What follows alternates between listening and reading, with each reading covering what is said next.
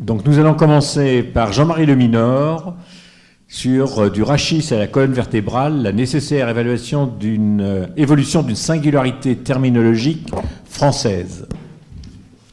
Monsieur le Président, Monsieur le Secrétaire Général, mes chers maîtres, cette communication a été inspirée par la séance qui avait été faite sur l'homme debout, où la colonne vertébrale avait été à l'honneur dans cette station érigée, mais où on avait pu également noter que le terme de rachis était fréquemment utilisé.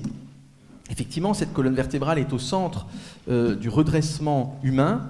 En revanche, le terme de rachis est un peu surprenant à l'heure actuelle puisqu'il n'est pratiquement utilisé et compris qu'en France. Et j'ai pensé intéressant de développer un petit peu ce point. Il y a là une connotation archaïsante, mais qui paradoxalement, depuis une dizaine d'années, semble connaître une nouvelle mode, en particulier en clinique. Terme de rachis, il en va de même pour l'adjectif dérivé rachidien et le préfixe rachi. Donc une singularité terminologique française, nous verrons pourquoi et éventuellement comment en fin de cette présentation. Et donc effectivement, nous avons là quelque chose qui nous isole un petit peu de la communauté internationale. Le terme de rachis donc, vient du grec, avec un rho, donc R-H-O et un qui. Théoriquement, il faudrait écrire rachis avec R-H-A, C-H-I-S, et c'est ce qu'on retrouve dans un certain nombre de dictionnaires, d'ailleurs anciens, et même de recommandations anciennes de différents lexiques. Ce terme a été utilisé par Hippocrate et Galien et a été finalement relativement tôt abandonné, et nous verrons des termes qui ont pu être utilisés en synonyme de rachis, en particulier par les anatomistes de la Renaissance. La terminologie scientifique est bien sûr une nécessité pour toute discipline. Cette terminologie se doit d'être unique pour l'ensemble de la communauté scientifique, d'être claire, d'être rigoureuse afin de faciliter les échanges et les apprentissages. Un exemple de cette terminologie scientifique nous est donné par la nomenclature binominale qui est utilisée pour l'ensemble des espèces vivantes, que ce soit les végétaux ou les animaux. Cette nomenclature binominale qui a été mise en place par Carl Linné, en particulier donc, dans son Systema Naturae, dans la 10e édition de 1758. Donc là, on a vraiment un système, cette nomenclature binominale, Homo sapiens, qui est utilisée universellement.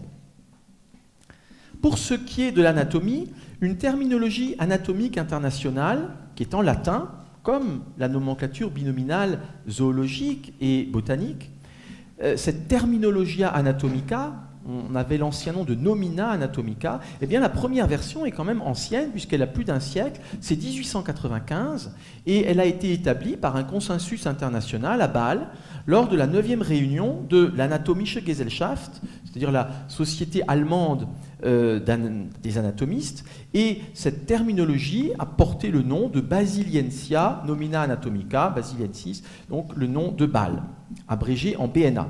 Donc une terminologie très ancienne et qui, dès 1895, avait environ 90% de ces termes qui étaient stables. Il y a eu ensuite des révisions, en particulier une version de 1935 qui a été très longtemps utilisée, qui a été faite à Iéna. Et puis en 1955, là aussi une version assez célèbre, qui est la version parisienne, donc Parisiensa nomina anatomica. Dès 1895, eh bien, le terme qui a été retenu est la colonne vertébrale, columna vertebralis. On peut utiliser soit la traduction française, soit le terme latin. Il n'y a pour l'instant pas de traduction française officielle. C'est toujours une traduction qui est faite, on va dire, sur le terrain. Ce terme a donc été utilisé dans tous les pays depuis plus d'un siècle et la France se distingue depuis la fin du 19e par le maintien, dans un certain nombre d'ouvrages, du terme de rachis. On trouve quand même très fréquemment, bien sûr, colonne vertébrale. Colonne vertébrale, columna vertebralis, c'est une dénomination qui est effectivement claire, simple, logique, puisqu'il s'agit bien d'une colonne. J'ai pris ici l'exemple d'une colonne d'un stylite, c'est Saint-Siméon, donc toute une série qui ont vécu comme ça en ermite au haut de colonne.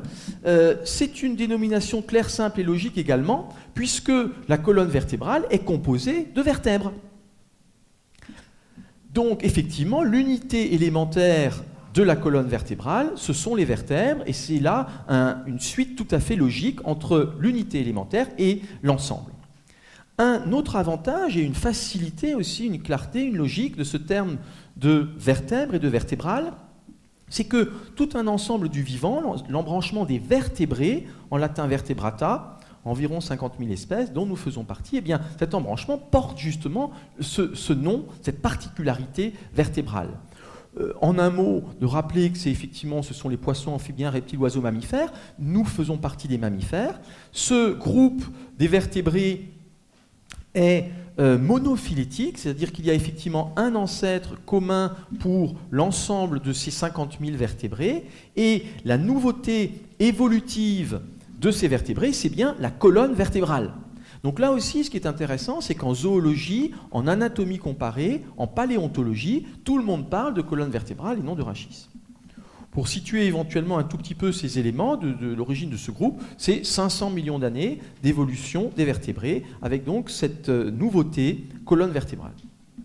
D'abord cartilagineuse, puis qui ensuite sera osseuse. Alors là, j'ai voulu mettre un certain nombre d'images pour bien insister sur ce côté universel des vertèbres et du terme de vertébrale. Donc ici, chez les poissons, vous voyez cette colonne vertébrale. Il n'y a pas de colonne cervicale, ce sont que des vertèbres troncales avec des côtes. On retrouve ce système de colonne vertébrale chez les amphibiens, chez des reptiles à droite, donc les lacertiliens qui sont des lézards. Et nous voyons ce côté métamérique tout à fait caractéristique, donc ces espèces de tranches qui se répètent et qui sont contrôlées génétiquement par des gènes OX qui sont maintenant bien connus. Pour certains reptiles, en gros, il n'y a qu'une colonne vertébrale, c'est le cas des ophidiens, des serpents. Vous voyez que finalement, on a un crâne et une colonne vertébrale derrière. Ces reptiles sont connus aussi, et c'est intéressant, par de nombreux fossiles, en particulier les dinosauriens, qui ont eu un développement en taille tout à fait colossal et impressionnant. Et nous voyons ici un exemple connu, le Diplodocus, parmi ces dinosauriens. Vous voyez cette grande colonne vertébrale, ces vertèbres massifs, et un cou qui est fortement allongé. On retrouve des tailles donc, qui sont très importantes. Vous voyez la comparaison ici d'un Diplodocus avec la taille humaine.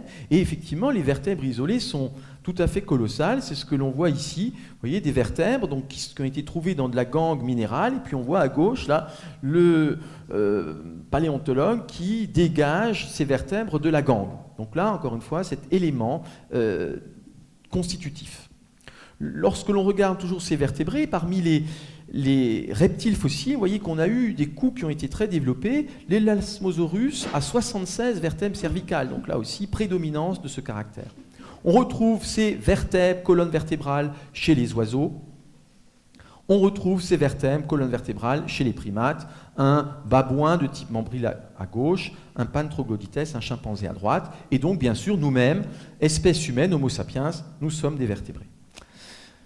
Parmi les synonymes anciens de vertèbres, il y avait le terme de rouelle. Ambroise Paré, par exemple, écrit les rouelles ou vertèbres. On retrouve encore ce terme utilisé dans le dictionnaire de Littré. Pourquoi rouelle? Petit trou. Et vous voyez effectivement cet aspect avec un orifice central et un peu circulaire qui a pu faire employer ce terme qui est maintenant aujourd'hui complètement non seulement abandonné, mais même souvent oublié.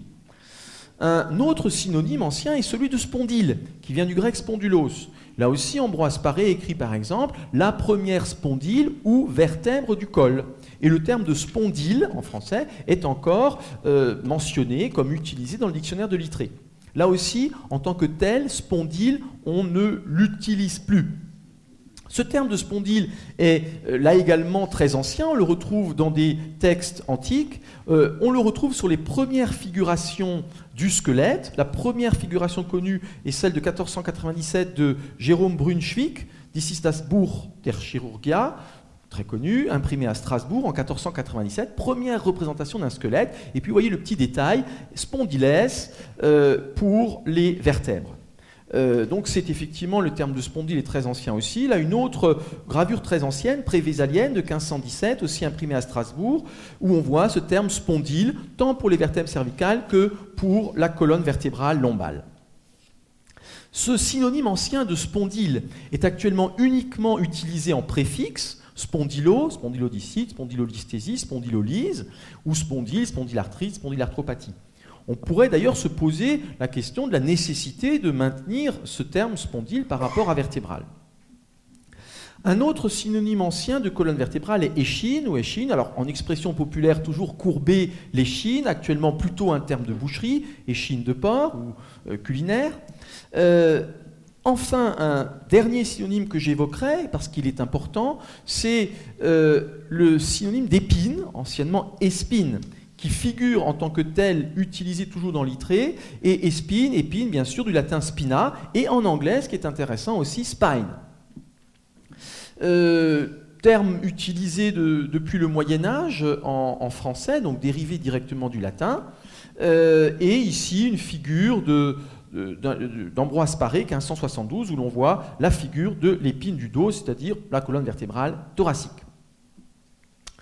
Ce qui peut être intéressant à noter, c'est que dans ce terme épine, spina, il y a sans doute un mécanisme de métonymie, alors le nom savant est synédoque particularisante, où on utilise la dénomination de la partie pour signifier le tout, en latin pars pro toto, figure classique. Et effectivement, lorsqu'on regarde l'ensemble d'une colonne vertébrale, on s'aperçoit bien sûr, puisqu'il y a de nombreuses vertèbres, qu'il y a de nombreuses épines, et sans doute quand on dit l'épine pour la colonne vertébrale, c'est par métonymie. Ici, cela se voit bien chez un certain nombre d'animaux domestiques, et ceci était bien sûr connu tant de l'anatomie humaine que de l'anatomie vétérinaire et comparée. Alors ce terme d'épine, métonymie, donc plusieurs épines pour désigner le tout, se trouve bien sûr, là ici, de façon très marquante chez un certain nombre de reptiles fossiles comme ces dinosauriens. Donc ce qui est intéressant, c'est qu'effectivement, ce synonyme ancien d'épine, espine, latin spina, est encore utilisé, par exemple, dans l'expression spina bifida. Spina bifida, où l'on peut faire quelques petites remarques, je pense qu'il faudrait réserver le terme de spina bifida à des pathologies qui sont relativement conséquentes et en particulier qui touchent le système nerveux central et ses enveloppes méningées. Je pense qu'il n'est pas judicieux d'utiliser le terme de spina bifida pour des variantes simples, comme la déhiscence de l'arc postérieur de l'atlas, C1.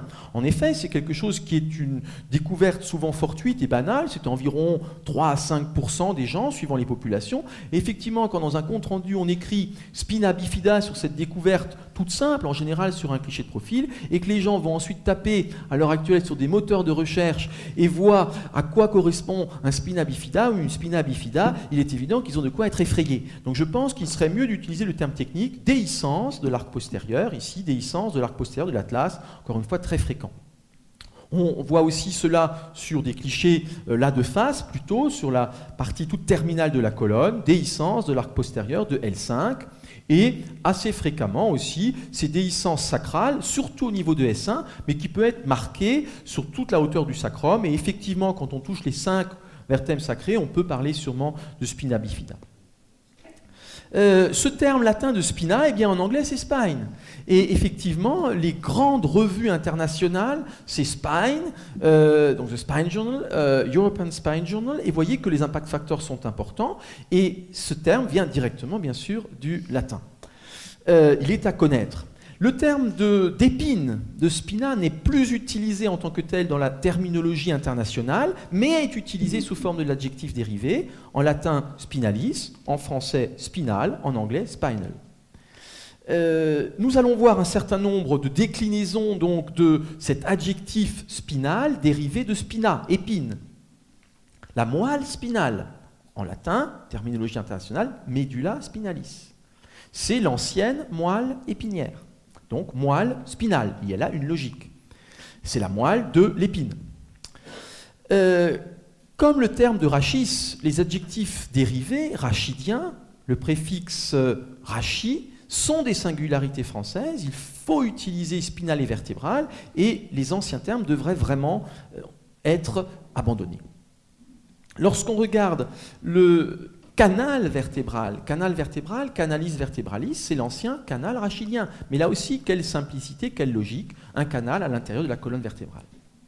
Une petite remarque à propos du canal vertébral, la terminologie anatomique internationale distingue le canal, canalis, qui est quelque chose d'osseux ou d'ostéofibreux et distingue le conduit ductus qui est viscéral. Et ceci est bien sûr très commode, ça évite un certain nombre de confusions. On pourrait d'ailleurs revenir peut-être dans une séance sur l'ensemble de cette terminologie. Donc c'est bien le conduit parotidien, ancien canal, c'est le conduit pancréatique, c'est le conduit cholédoque. Ceci permet de lever des ambiguïtés et d'être très précis.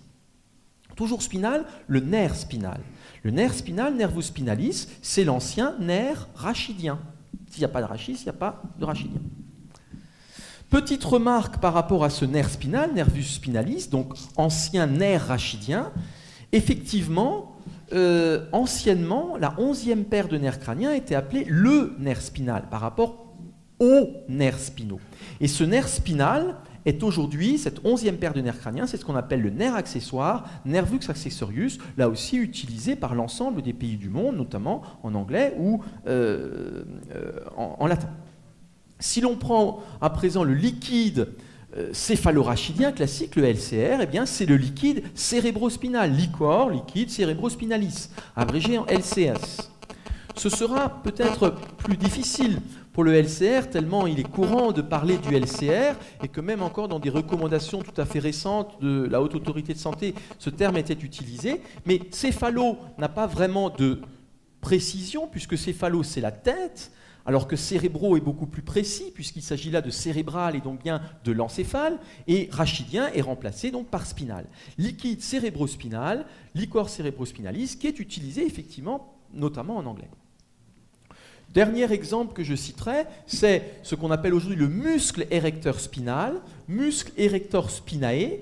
Alors si on traduisait de façon précise, ce serait le muscle érecteur de l'épine.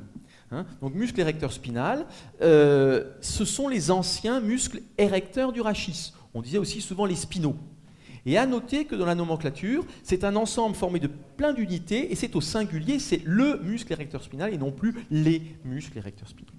Alors, cette terminologie anatomique internationale est utilisée par les enseignants d'anatomie en France, en particulier en PACES, donc première année commune des études de santé, et en premier cycle des études médicales, est utilisée depuis au moins une vingtaine d'années par tout le monde, voire, suivant les facultés, plus une trentaine d'années. C'est-à-dire qu'effectivement, tous les jeunes qui arrivent en tant que stage hospitalier et comme interne ont cette nomenclature en tête. Mais effectivement, en arrivant dans les services, ils retrouvent parfois ou souvent cette nomenclature ancienne. De même, cette terminologie anatomique internationale est utilisée par l'ensemble du collège médical des professeurs d'anatomie et au niveau du CNU. Ici, une discussion autour d'une leçon de concours. Donc, l'ensemble des enseignants d'anatomie français utilisent cette nomenclature internationale depuis nombreuses années. Il paraît à présent essentiel qu'elle soit aussi adoptée en pratique clinique. Les Allemands utilisent la terminologie anatomique latine non traduite. Alors c'est assez élégant, c'est-à-dire qu'effectivement, les Allemands disent « liquor cérébrospinalis ». Ils n'ont à apprendre du coup qu'un terme, ce serait éventuellement un pas à franchir, surtout que nous avons une langue latine. Pourquoi pas ? Mais l'anglais, il faut le noter, est devenu quant à lui la langue scientifique internationale. Et effectivement, avec ce terme de rachis, nous avons une forme d'isolement, de même que pour les préfixes rachi, rachianesthésie, rachitome, rachischisis. Les termes français de vertébral et de spinal ont l'avantage d'être à la fois similaires à ceux en latin, vertebralis et spinalis, identiques au terme anglais vertebral and spinal, et ils sont également compris du grand public. Quelques étudiants ont fait un petit sondage dans nos patients à l'hôpital, et effectivement, rachis n'est pas si bien compris que ça, alors que vertébral, tout le monde sait ce que c'est qu'une vertèbre. Donc en augmentant la lisibilité et la visibilité, en particulier par des mots-clés utilisés sur Internet, eh bien cela permettrait de valoriser les travaux français et les échanges internationaux, de faciliter la tâche des jeunes qui se forment, des internes. Et je pense qu'il y a un rôle là de l'Académie nationale de chirurgie d'essayer que chaque fois qu'une présentation est faite, de bien rappeler la nécessité d'utiliser cette nomenclature internationale. Et donc en clinique, pathologie vertébrale, chirurgie vertébrale, service de chirurgie vertébrale. Je vous remercie pour votre attention.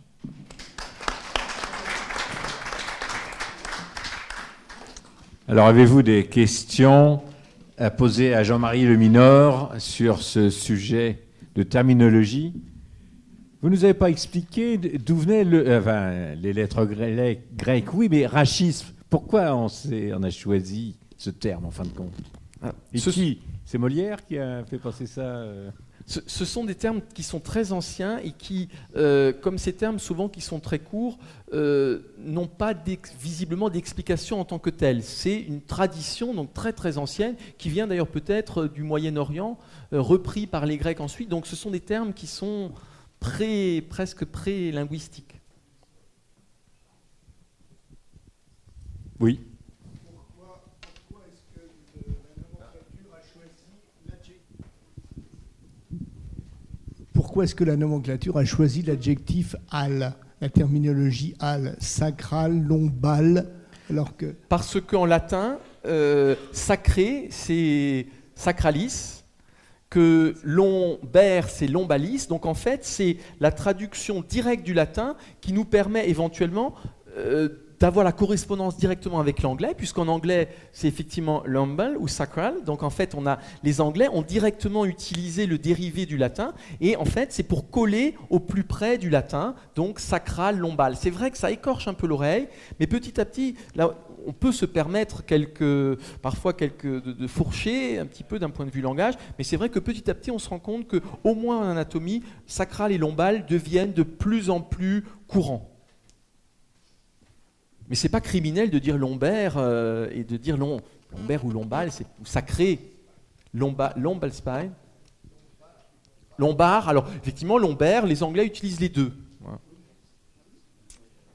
Autre remarque, autre question? Eh bien, merci beaucoup pour cette communication intéressante et très bien illustrée.